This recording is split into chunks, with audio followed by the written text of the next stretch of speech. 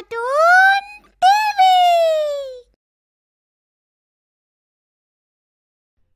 गरीब के घर एसी। दीनू एक बहुत ही गरीब आदमी था। वो गांव के जमींदार के खेतों में मजदूरी करता था। उस काम से उसे जो तनख्वाह मिलती थी उसी में उसके घर का गुजारा चलता था।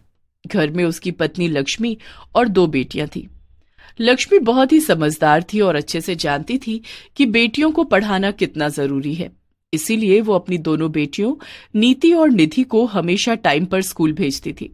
नीति और निधि, तुम दोनों के स्कूल का टाइम हो गया है, इसलिए स्कूल जाओ और सुनो, अपनी पढ़ाई लिखाई पर पूरा ध्यान दिया करो बेटा। ठीक है माँ, हम इस बार भी सबसे अच्छे अंक लेकर दिखाएंगी माँ। शाबाश बेटा। नीति और निधि के स्कूल में उनकी कई सहेलियां थीं, मगर खुशी उनकी सबसे पक्की सहेली थी। खुशी का पिता हरबंस ठेकेदार अपने इलाके के सबसे अमीर लोगों में से था। एक दिन नीति और निधि जैसे स्कूल से घर वापस आई, अपनी माँ से कहने लगी, माँ, क्या हम अपनी सहेली खुशी के घर जाएं? हाँ जाओ, मगर जल्दी लौट आना बेटा। ठीक है माँ। गर्मी का मौसम था और उस दिन बहुत तेज गर्मी पड़ रही थी। कड़कती धूप में नीति और निधि पसीने से तरबतर हुई जा रही थी। उफ, कितनी गर्मी है आज, देखो तो कितना पसीना आ रहा है। लगता है आज तो ये गर्मी जान लेकर ही छोड़ेगी। ये कहते कहते वे दोनों खुशी के घर पहुंच जाती हैं। ठेकेदार हरबंस का घर बहुत बड़ा था और किसी महल के जैसा लग रहा था। नीति और निधि अंदर जाती हैं तो हैरान ही रह जाती हैं। घर में एसी लगे होने के कारण पहाड़ों जैसी ठंडक महसूस हो रही थी। घर में आराम की सभी चीजें मौजूद थी। अरे वाह, कितनी ठंड है यहाँ। बाहर तो गर्मी के मारे जान निकली जा रही थी, पर यहाँ आकर तो जान में जान आ गई।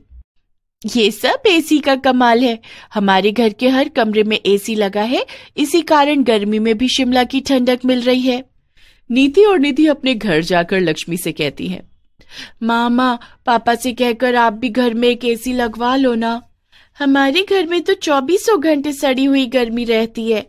वहां खुशी के घर में देखो, गर्मी में भी सर्दी का एहसास होता है। वो अमीर लोग हैं बेटी, वो एसी लगवा सकते हैं। हमें तो टाइम पर खाना मिल जाए वही गनीमत है। तभी दीनू खेत से लौट कर आ जाता है और उनकी बात सुनकर लक्ष्मी से कहता है, गरीबी भी क्या चीज होती है लक्ष्मी। बिटिया चाहती है कि घर में एसी की ठंडी हवा हो, और मेरी औकात उन्हें पंखे कूलर की हवा देने की भी नहीं। अब इसकी चिंता छोड़ो जी, बच्चियों को मैं समझा लूंगी। कल को पढ़ लिख कर कुछ बन गई तो अपने आप ही एसी भी नसीब हो जाएगा। एक दिन निधि स्कूल से घर लौटी तो उसे तेज बुखार था। शरीर आग की तरह तप रहा था। उसकी यह हालत देखकर लक्ष्मी घबरा गई। बेटा निधि, तू घबरा मत बेटा, मैं अभी तुझे डॉक्टर के पास लेकर चलती हूँ। जल्दी से चलो माँ, मुझे चक्कर से आ रहे हैं। लक्ष्मी निधि को डॉक्टर से दवा दिलाती है, मगर उसे कोई आराम नहीं लगता। निधि की तबीयत दिन पर दिन बिगड़ती ही जाती है और डॉक्टर दीनू से कहता है, देखिए, आपकी बच्ची ठीक तो हो जाएगी, लेकिन इनका इलाज काफी लंबा चलेगा। इस समय गर्मी बहुत पड़ रही है, इसलिए बच्ची को एसी में रखो तो बेहतर होगा। जहाँ हाथ का पंखा खरीदने के लिए भी कई बार सोचना पड़ता है, वहाँ एसी कहाँ से आए डॉक्टर? पर इसे मजबूरी ही समझिए, क्योंकि गर्मी के कारण बच्ची की तबीयत और अधिक बिगड़ सकती है। घर में एसी का इंतजाम करना दीनू के बूते से बाहर की बात थी। जेब खाली और हजारों का सौदा। इसीलिए दीनू चिंता में परेशान हो उठता है और लक्ष्मी से उसकी परेशानी देखी नहीं जाती, तो वो उसे समझाते हुए कहती है, मानती हूँ कि घर में एसी लाना हमारे लिए जंग लड़ने जैसा है, पर एक बार मालिक से बात तो करके देखिए, हो सकता है बात बन जाए। वो जमींदार तो एक नंबर का कंजूस है लक्ष्मी।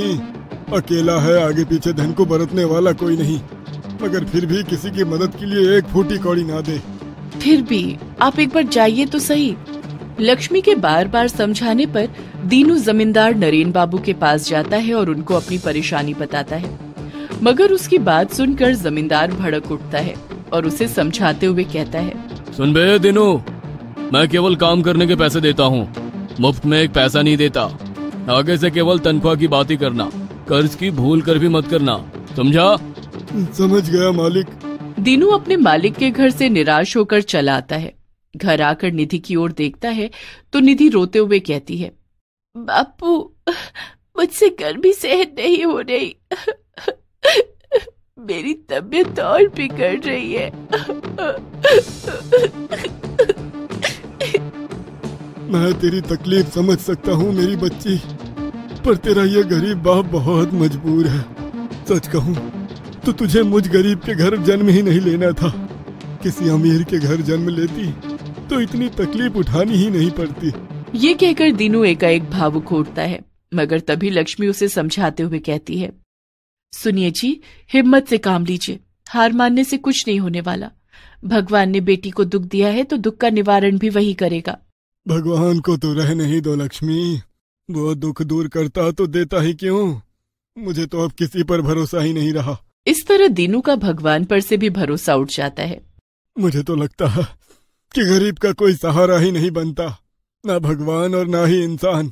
एक दिन दीनू और उसकी पत्नी लक्ष्मी बाजार से कुछ सामान लेकर घर लौट रहे होते हैं तो देखते हैं कि सड़क पर कोई घायल पड़ा हुआ है और उसके आसपास लोगों की भीड़ जमा हो गई है।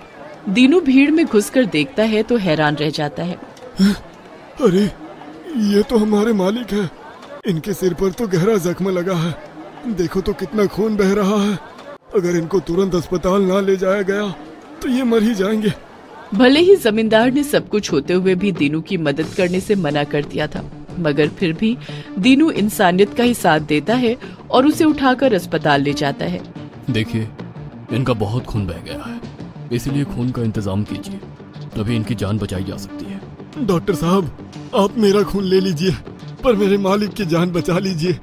दीनू अपना खून देकर जमींदार की जान बचाता है और उसकी देखभाल के लिए वहाँ अस्पताल में ही रहता है। लक्ष्मी रोज जमींदार के लिए घर से खाना बनाकर लाती है। जब जमींदार पूरी तरह से ठीक हो जाता है तो डॉक्टर जमींदार से कहता है, अगर आपका नौकर आपको सही समय पर अस्पताल ना लाता और अपना खून देकर आपकी जान ना बचाता तो शायद आप आज जिंदा ना होते। ये सुनकर जमींदार नरेन बाबू की आंखें खुल जाती हैं और उसे अपनी गलती का एहसास हो जाता है। वो दीनू से माफी मांगते हुए कहता है, दीनू, मुझे माफ कर देना भाई। मैं आज समझ गया हूँ कि जिंदगी में धन से ज्यादा अपनों का महत्व होता है। आज से तुम ही मेरे अपने हो। आज से तुम अपने परिवार सहित मेरे ही घर पर आकर रहोगे। आप ये क्या कह रहे हैं मालिक? मैं जो कह रहा हूँ सही कह रहा हूँ दीनू। उस दिन के बाद दीनू अपने परिवार सहित जमींदार के घर पर आकर रहने लगता है और उसके परिवार को भी एसी की ठंडी हवा का सुख मिल जाता है। दोस्तों, आ ही गए हो तो चैनल को सब्सक्राइब कर देना और वीडियो अच्छी लगे तो लाइक और शेयर भी कर देना और बेल आइकन जरूर दबा देना ताकि आपको नए वीडियोस की नोटिफिकेशंस मिलती रहे।